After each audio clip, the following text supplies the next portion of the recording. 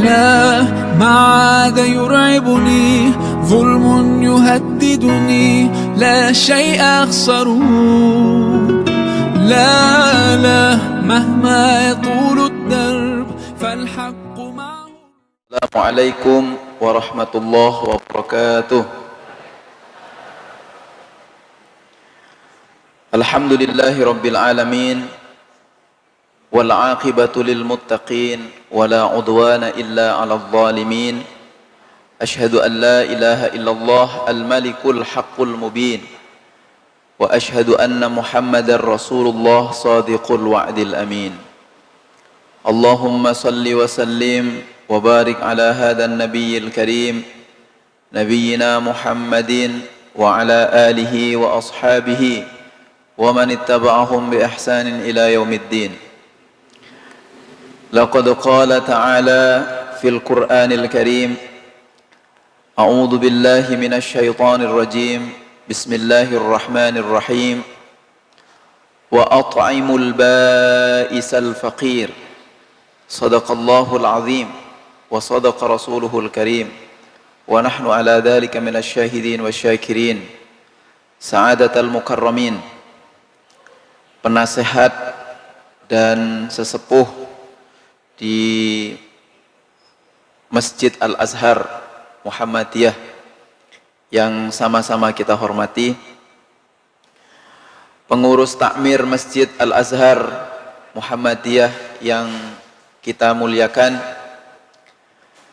para asatidz dan ustadzat di lingkungan Masjid Al-Azhar, pimpinan cabang Muhammadiyah Lamongan, ibu-ibu Aisyah dan ortom-ortomnya, serta para hadirin hadirat yang dimuliakan Allah SWT. Alhamdulillah, kita masih bisa diberi nikmat banyak oleh Allah. Ini tentu saja nikmat yang gak boleh kita sia-siakan. Kita harus menyadarinya dengan bersyukur, yang sesyukur-syukurnya kepada Allah, sehingga kita insya Allah tetap dinilai oleh Allah sebagai hambanya yang bersyukur, hambanya yang tidak menzalimi dirinya sendiri, dan kemudian hambanya yang soleh, dan karena itu berhak untuk mendapatkan surganya Allah Subhanahu wa ta'ala. Karena itu syukur itu harus.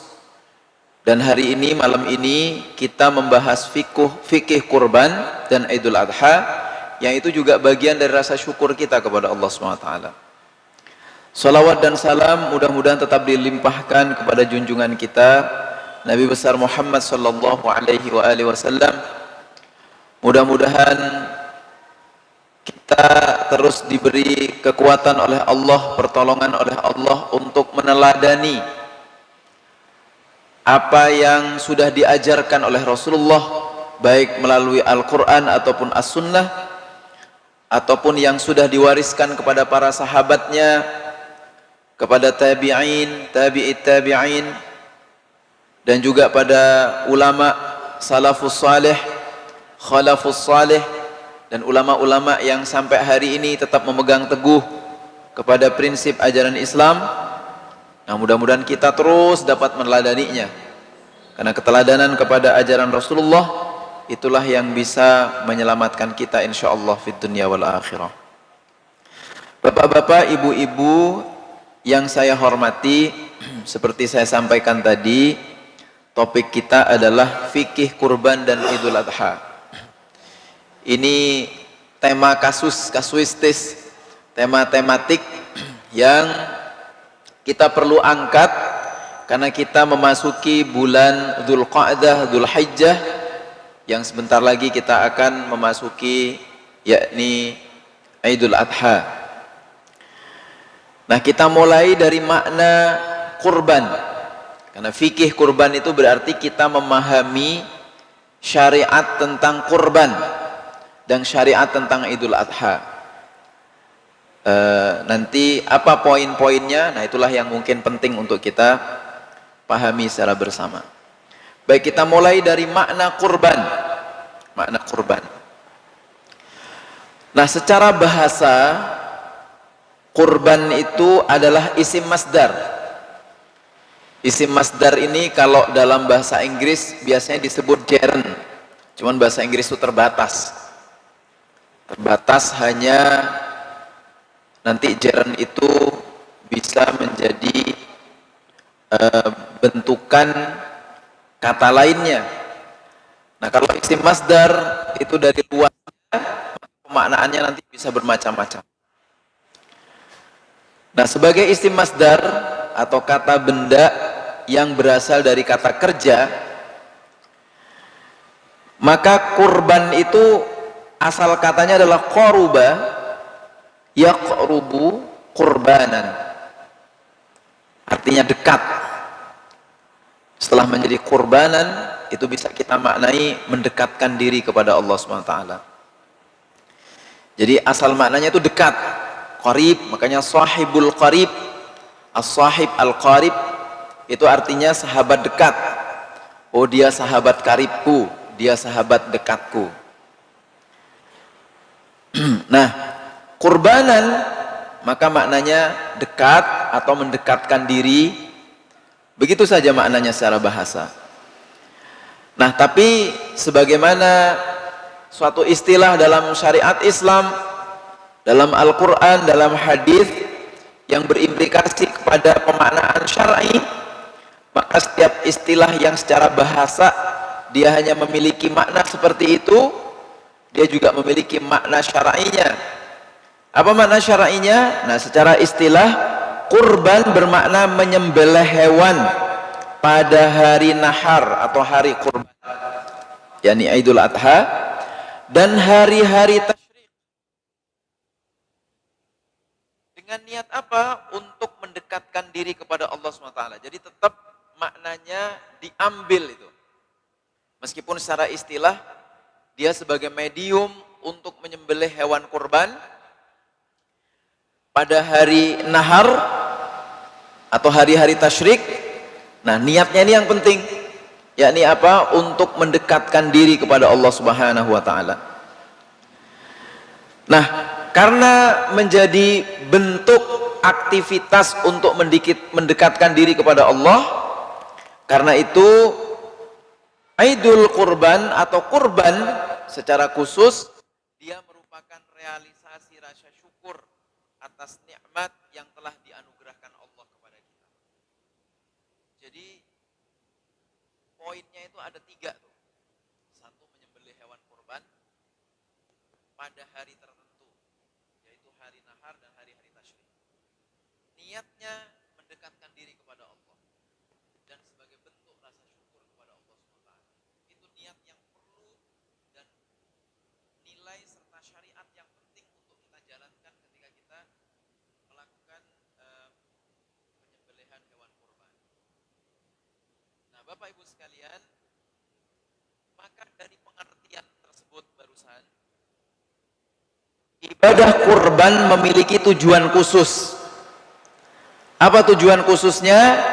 Yaitu sebagai bentuk pendekatan diri kepada Allah SWT. Juga sebagai rasa syukur atas nikmat-nikmatnya, seperti tadi saya katakan. Karena itulah Allah hanya mengharapkan ketakwaan. Jadi karena itu upaya manusia ketika menyembelih hewan kurban itu untuk mendekatkan diri kepada Allah dan sebagai bentuk rasa syukurnya kepada Allah SWT. Karena itu Allah hanya mengharapkan ketakwaan kita. Itu yang diharap Allah. Terus apa? Karena ketakwaan, maka sebenarnya bukan sekedar darah atau daging yang diharapkan Allah, tapi dibalik kita melakukan penyembelihan hewan kurban dan juga kita melakukan niat untuk berkurban, nah itu tujuannya bukan sekedar menumpahkan darah hewan kurban itu dan juga dagingnya kita makan dan kita bagi-bagikan, bukan sekedar itu, tapi dibalik itu semua adalah karena ketakwaan. Karena itu Allah Subhanahu wa taala berfirman, la yanalallahu luhumuha wala dima'uha walakin yanaluhu taqwa minkum. Jadi Allah Subhanahu wa taala tidak berharap apa itu darah dan daging. Ya iya, memang Allah, ngapain Allah berharap darah kita yang ditumpahkan dari hewan atau daging yang kita ambil dari hewan yang kita sembelih? Allah nggak ngarepin itu semua. Tapi Allah, kalau kita niatnya benar-benar lillahi ta'ala, untuk mencapai derajat ketakwaan kepada Allah, maka dengan sendirinya darah tadi menjadi bermakna, daging kurban tadi juga menjadi bermakna. Nah Bapak Ibu sekalian, karena itu ketakwaan di sini menjadi penting di balik penyembelihan hewan kurban itu. Jadi nggak boleh misalnya dituliskannya nama itu untuk sekedar kemudian disebut namanya, meskipun nih fikihnya itu malah dianjurkan aslinya, karena sahibul kurban itu harus muncul. Ada yang memakruhkan kalau hanya disebut hamba Allah gitu, disebut siapa yang kurban nih, hamba Allah katanya, itu bahkan dimakruhkan. Kenapa? Karena harus ada interaksi antara orang yang berkorban dengan nanti orang yang menerima daging kurbannya. Jadi ada ulama yang memakruhkan kalau nyebutnya hamba Allah gitu. Meskipun mungkin orang yang berkorban dengan menyebut hamba Allah itu tujuannya supaya saya cuman takwa deh, supaya nggak riya sama manusia gitu. Nah gimana tuh caranya tuh? Di satu sisi kita diminta oleh Allah untuk mensyiarkan nama kita dalam kurban, karena sahibul kurban harus clear, sahibul kurban harus jelas. Pada saat yang sama kita diminta oleh Allah untuk meningkatkan ketakwaan dalam proses penyembelihan hewan kurban itu. Ya artinya tinggal niat di hati kita. Misalnya fulan, sebutlah namanya Pak Ahmad, berkurban 1 ekor sapi, disebutkan namanya. Sahibul kurban dari sapi ini Pak Ahmad namanya. Nah Pak Ahmad dalam niatnya harus dikatakan, ya Allah mudah-mudahan kau tuntun aku dalam berkorban ini hanya ingin sebagai bentuk mendekatkan diri kepadamu dan bersyukur kepadamu. Jadi bukan, wih itu sapiku loh itu, nah, bukan begitu. Tapi benar-benar itu sapi memang dilekatkan kepada nama itu, tapi nama itu diharapkan dia kemudian menjadi lebih bersyukur kepada Allah. Ya Allah, terima kasih engkau beri aku kesempatan untuk berkorban, dan mudah-mudahan korban ini bermanfaat untuk sesama. Nah begitu Bapak Ibu sekalian. Jadi memang ketakwaan itu ditunjukkan dengan apa? Dengan bagaimana kita meniatkan betul sebagai bentuk rasa syukur kita dan mendekatkan diri kita kepada Allah SWT. Nah seperti kita tahu bersama, waktu berkorban itu atau penyembelihan hewan kurban itu terbatas, nggak bisa sembarang waktu, Karena itu dari segi waktu pelaksanaan penyembelihan kurban hanya dilakukan pada hari nahar atau Idul Adha atau tanggal 10 Dzulhijjah, yaitu setelah melakukan sholat Idul Adha. Jangan sebelum sholat Idul Adha. Wah saya tak bikin syariat sendiri,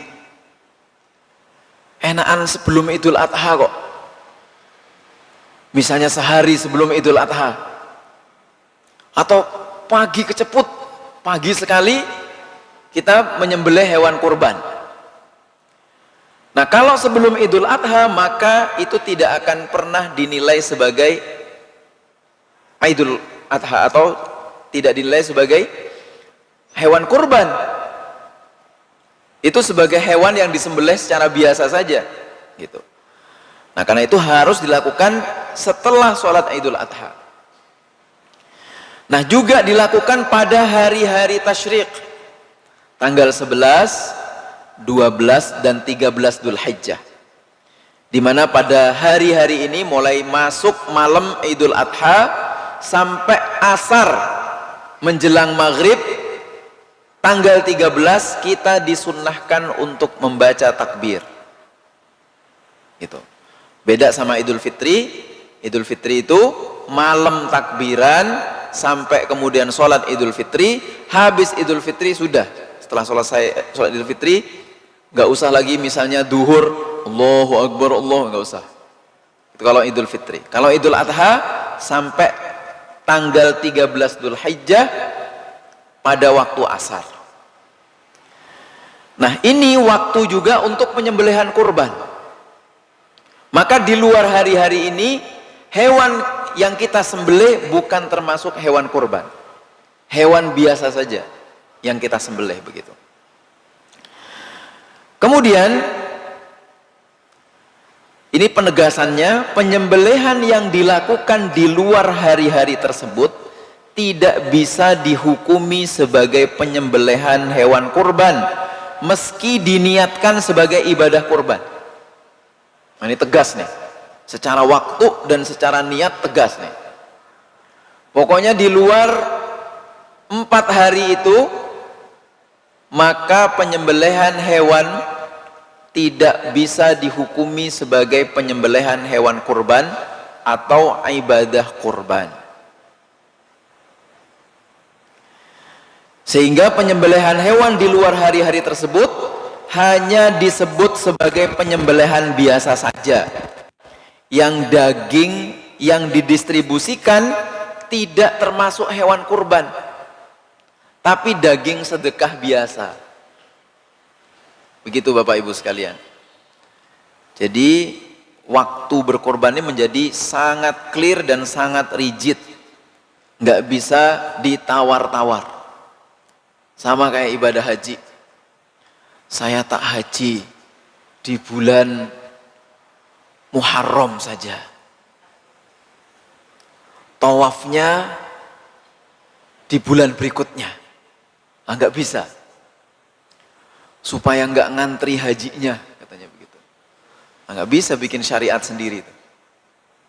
Ada itu salah satu ulama itu, udahlah fikih itu kan fleksibel. Karena fleksibel maka ibadah itu waktunya juga bisa diubah-ubah sesuai dengan kemaslahatan. Maka kalau misalnya ini kan panjenengan kalau mau haji itu daftar haji tahun ini di Jawa Timur baru tahun berapa Pak? Dapat ya? 20 tahun nih. 20 tahun apa 21 tahun? Apalagi kena corona begini. Sekarang dibatasi berapa juta? Cuman seluruh dunia 40 juta atau 20 juta. Wah, ini perlu syariat baru. Kita buat antrian haji sesuai dengan bulan-bulan yang kita senangi aja. Wah, nggak bisa. Jadi namanya haji itu sudah sesuai dan fix, rigid syariatnya. Sama kayak ibadah kurban. Maka ibadah kurban ini di luar 4 hari yang sudah disebutkan tadi, tidak bisa disebut penyembelihan hewan kurban. Nah, sekarang tentang jenisnya. Nah, tentang jenisnya. Hewan yang dapat dijadikan hewan kurban sudah ditentukan jenisnya. Yaitu apa itu? Onta, sapi, kerbau.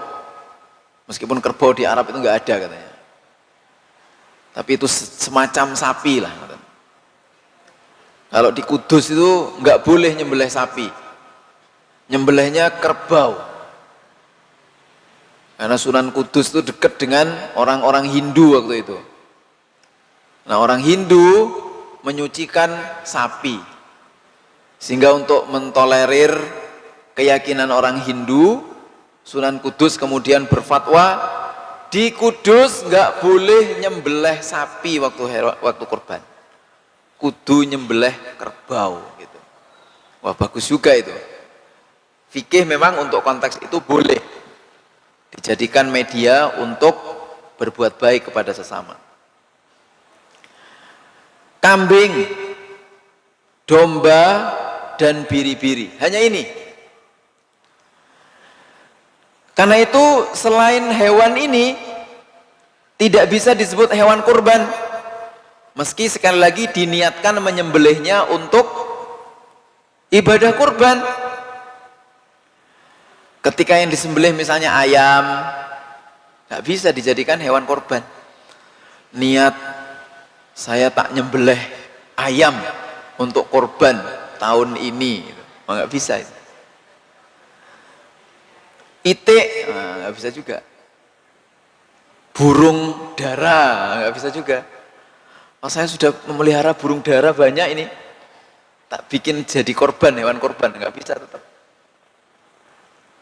Kelinci, kelinci, saya juga, katanya, berternak kelinci, nggak bisa dijadikan hewan korban. Burung puyuh, nggak bisa juga, burung puyuh. Di belakang rumah saya itu banyak sekali burung puyuh liar. Wah, itu kalau boleh dijadikan korban, kita tangkepi itu. Jadilah hewan korban. Nah, tapi rupanya nggak bisa itu dijadikan hewan korban. Unggas-unggasan nggak bisa dijadikan hewan korban. Nah, karena itu penyembelihan hewan selain yang dapat dijadikan hewan kurban, jika disembelih dan dibagikan hanya dapat dinilai sebagai sedekah kebaikan aja. Nggak bisa disebut sebagai sedekah hewan kurban. Tidak bisa. Nah, ini juga clear ini. Clear, nggak boleh ada fatwa baru tentang jenis hewan kurban.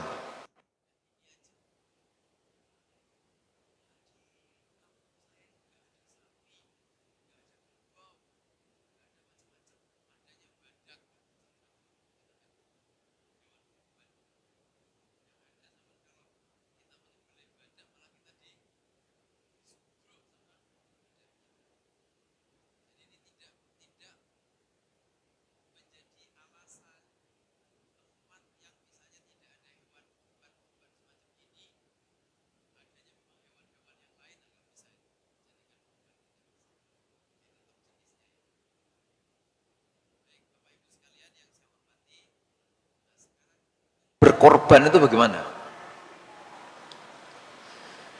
Hukum berkorban, para ulama itu berbeda pendapat tentang hukumnya. Ada yang mengatakan wajib, ada yang mengatakan sunnah. Bahkan sunnahnya itu sunnah muakkadah, artinya sunnah yang sangat dianjurkan. Bagaimana pendapat Muhammadiyah? Muhammadiyah sampai hari ini mauquf untuk apakah ibadah kurban itu wajib atau sunnah.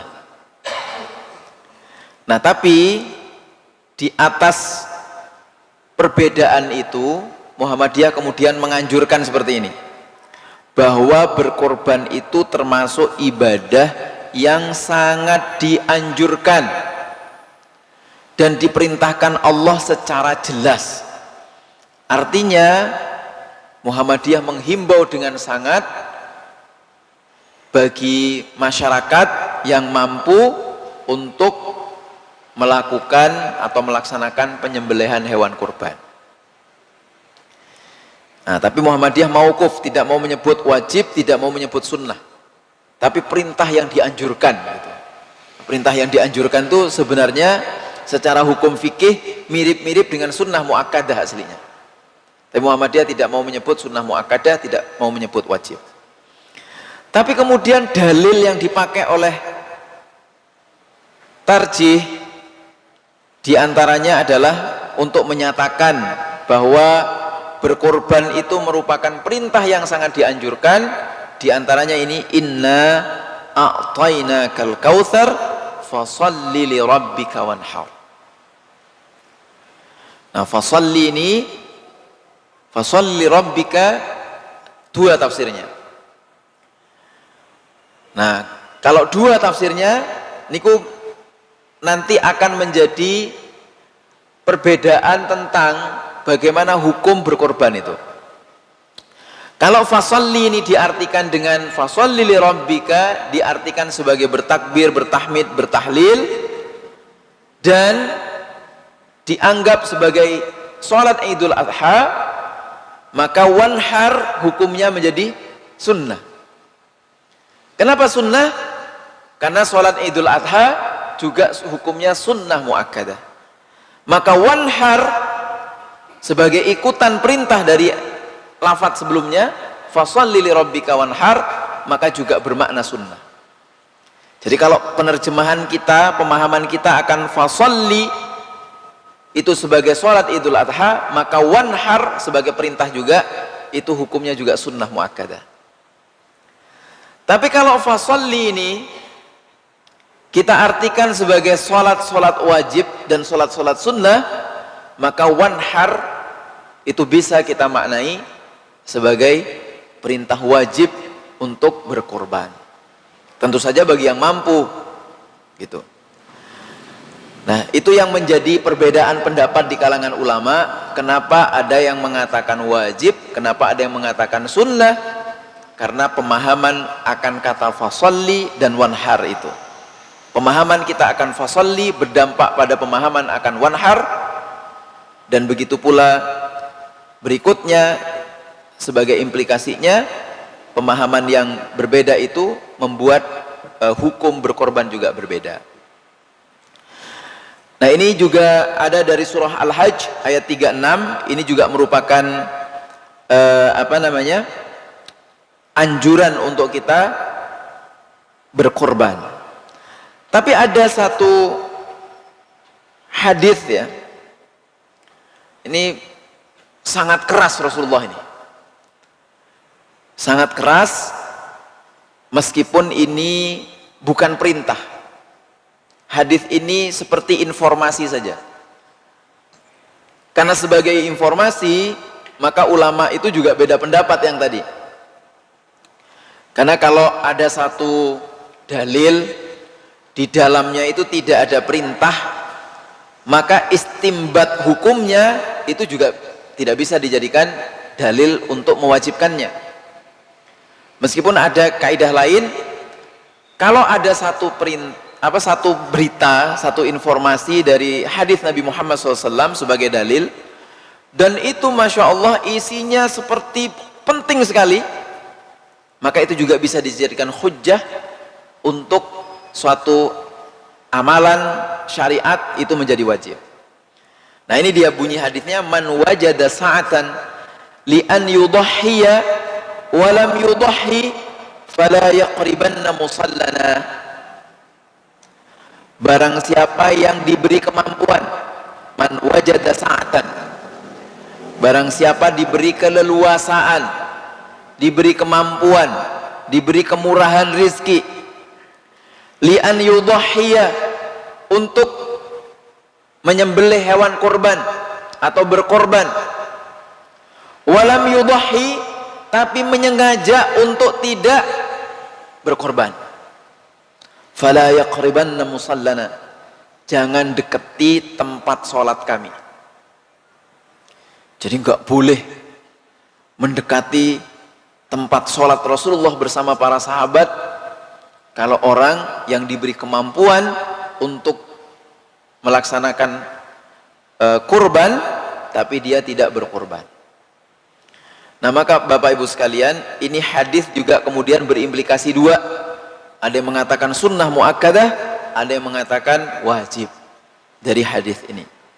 Nah, Muhammadiyah tetap pada posisi seperti tadi, mengatakan ini anjuran yang sangat dianjurkan, tidak wajib dan tidak dikatakan juga sunnah muakkadah. Baik, sekarang kita coba masuk ke kriteria orang berkorban. Seperti apa kriterianya? Orang yang termasuk dalam kriteria yang diperintah melaksanakan ibadah kurban adalah mereka yang memiliki kemampuan untuk berkorban. Jadi artinya memiliki harta untuk membeli hewan kurban.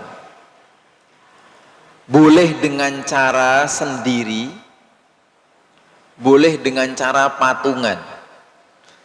Nah, yang patungan itu kemarin kontroversi. Bagaimana kalau patungan tuh? Apa pahalanya dibagi-bagi ya sama Allah ya? Apa nanti di akhirat itu kita dikelompokkan berdasarkan kelompok patungan kurban? Kamu patungan kurban yang premium, masuk surga dulu gitu. kamu yang superior, kamu yang ini ya, macam-macam itu. Apa seperti itu gitu? Secara fikihnya bagaimana? Secara fikih aman. Jadi boleh, kita patungan pun boleh. Nah, yang penting mampu. Nah, ini juga termasuk kriteria mampu adalah jika orang tersebut mampu melaksanakan ibadah berkurban meski dengan cara berhutang. Jadi boleh itu. Asalkan mampu membayar hutangnya. Jadi nggak ngemplang. Dia misalnya mampu untuk membayar hutang dan dia berpikir, dan bukan hanya berpikir, memang tidak mampu untuk beli cash gitu, uangnya nggak cukup untuk beli cash, dia bisa misalnya dengan cara berhutang dibayar dalam jangka waktu 6 bulan, per bulan sekian, per bulan sekian, per bulan sekian gitu. Misalnya kambing harga 3 juta, dia sanggupnya 6 bulan. Nah, maka tinggal per bulannya berapa sesuai dengan kesepakatan dengan yang berhutang, apa yang mempiutangi. Jadi boleh itu. Bahkan kalau mau serius, banyak kan orang itu nabung, ada yang nabung karena untuk berhaji, ada yang nabung untuk berkorban.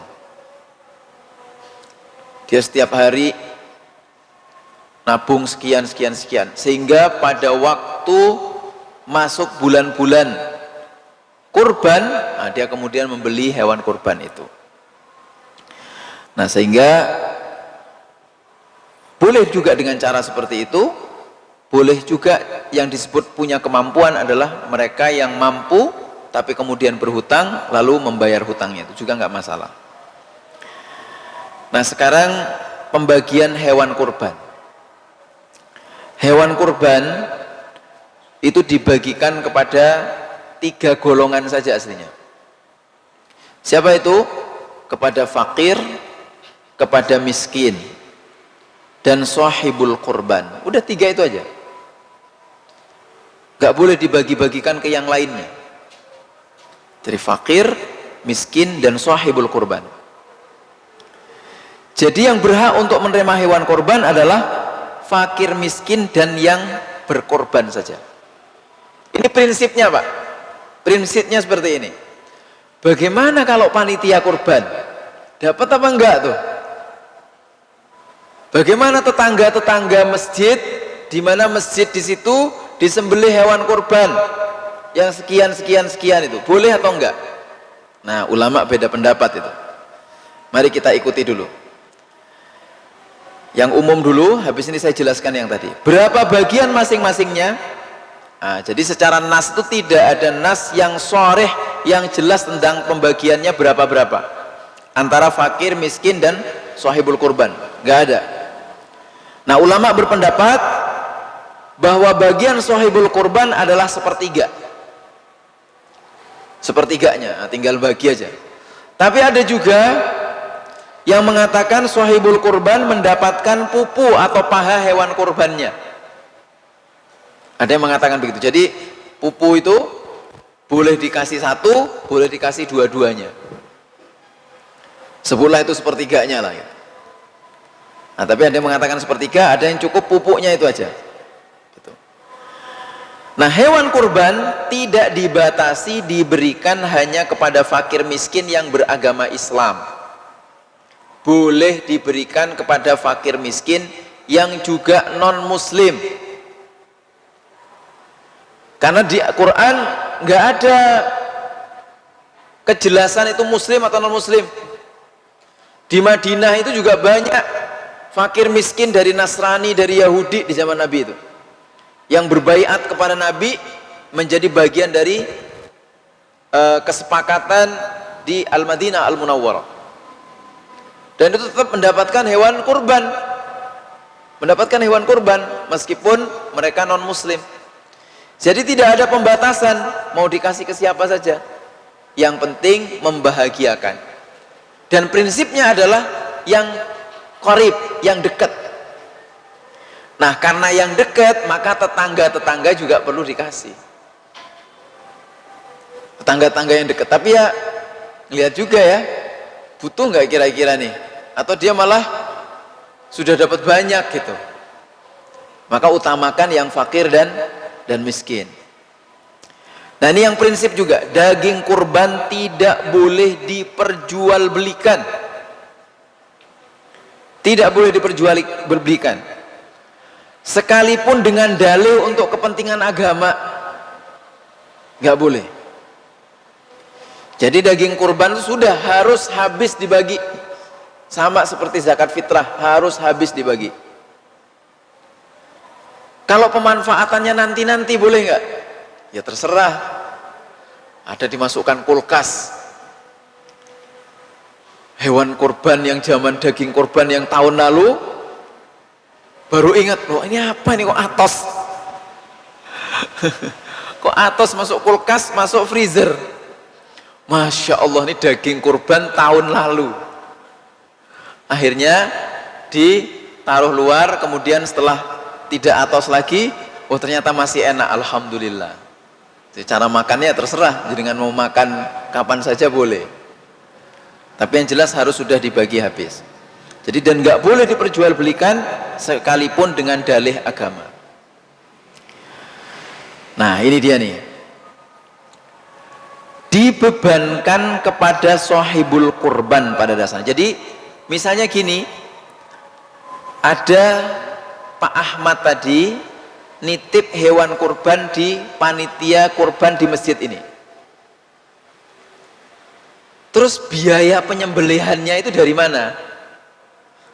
Nah panitia boleh minta sama sahibul kurban, Pak, untuk menyembelih hewan kurban Bapak ini kami butuh biayanya sekian. Itu boleh. Nah, tapi sudah dikonversi kok. Jadi panitia sendiri sudah mendapatkan pembiayaan lah untuk itu. Jadi nggak perlu untuk membebani lagi sahibul kurban. Ya monggo kalau memang kayak begitu ya silakan saja.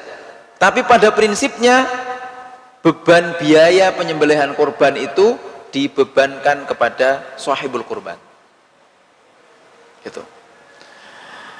Nah, jika sahibul kurban seperti tadi menyerahkan kepada panitia kurban, nah panitia kurban boleh meminta biaya kepada sahibul kurban untuk penyembelihannya itu. Dan kemudian tidak diperkenankan, nah ini dia, penyembelih kurban diberi upah berupa daging kurban, nggak boleh. Loh terus kalau penyembelih kurban itu juga dapat gimana? Nah itu niatnya harus beda itu. Bukan diniatkan untuk membayar sebagai upahnya, Pak ini upah sampean tak kasih daging kurban. Itu nggak boleh. Jadi gimana caranya? Tadi niatnya. Kalaupun sang penyembelih kurban misalnya dapat upah juga, atau memang petugas di masjid ini gitu, petugas di sebuah masjid yang memang kemudian menyembelih, maka nggak boleh niatnya, wah itu itu tukang sembelih kurban harus kasih bagian. Nah niatnya itu penting itu. Niatnya nggak boleh untuk mengupahnya dengan daging kurban. Tapi kalaupun harus dikasih dia daging kurban, itu bagian dari panitia kurban yang tadi bagi-bagi untuk siapa yang berhak untuk menerima kurban itu. Jadi bukan ngupai dengan daging kurban. Nah itu harus clear tuh. Di niatnya ya. Kalau ngasihnya nggak apa-apa. Di niatnya harus clear. Nah kemudian, nah tentang kulit nih. Kulit hewan tuh boleh dijual nggak? Kulit kurbannya boleh dijual atau tidak? Nah, tidak ada dalil definitif tentang boleh dijual atau nggak boleh dijual. Jadi untuk kulit hewan kurbannya monggo saja. Mau dijual boleh, mau dibakar dijadikan kerupuk, monggo. Mau diapakan saja yang untuk kemanfaatan, mau dijadikan jaket kulit ya monggo aja. Ke Tanggulangin sana, ke Sidoarjo sana, jadi jaket kulit itu. Nggih, silahkan aja. Nah, intinya bahwa kulit itu pada prinsipnya boleh dijual, boleh enggak. Duitnya kemana? Ya duitnya kalau itu sudah diserahkan oleh sahibul kurban misalnya, kulitnya monggo jenengan manfaatkan untuk panitia kurban, dan juga misalnya dijadikan kas masjid atau kas majelis di mana panitia itu di situ, nah itu juga enggak masalah. Nah, kemudian tadi saya katakan tentang perbedaan mengenai apakah daging kurban itu boleh diberikan kepada non fakir, non miskin. Jadi bukan fakir, bukan miskin. Misalnya begini, kepanitiaan. Panitia itu macam-macam. Ada yang bahkan mungkin tidak fakir semua dan juga tidak miskin semua. Itu boleh dapat atau enggak? Boleh dapat atau enggak? Nah, tadi secara prinsip memang hanya untuk fakir, miskin, dan sahibul kurban. Nah, tapi juga yang disebut fakir miskin itu definisinya memang definitif begitu, tapi hewan kurban itu juga harus menyentuh sekitar dan juga harus menyentuh panitianya. Panitianya itu yang nggak boleh adalah diupah tadi. Kalau yang menyembelih kurban itu justru harus diupah. Kalau panitianya boleh mendapatkan apa? Mendapatkan daging kurban. Atau misalnya takmir masjid juga boleh.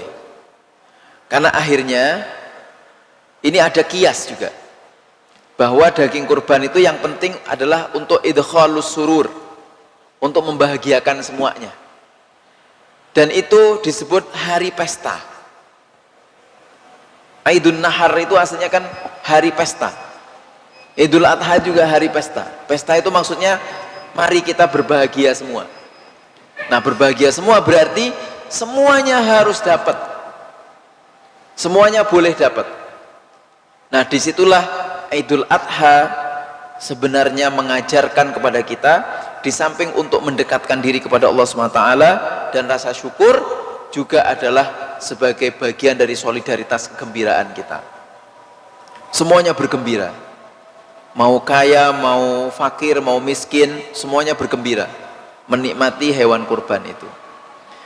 Mudah-mudahan kita semua diberi kemampuan oleh Allah untuk dalam berkorban ini sebagai bagian dan wujud kita mendekatkan diri kepada Allah dan rasa syukur kita kepada Allah, sehingga kemudian dengan begitu insya Allah kita menjadi hamba-hamba muttaqin, hamba-hamba yang bersyukur, yang insya Allah nanti fa innaha min taqwal qulub. Dengan ibadah kurban itu kita kemudian ketakwaannya fil qulub, fa innaha min taqwal qulub.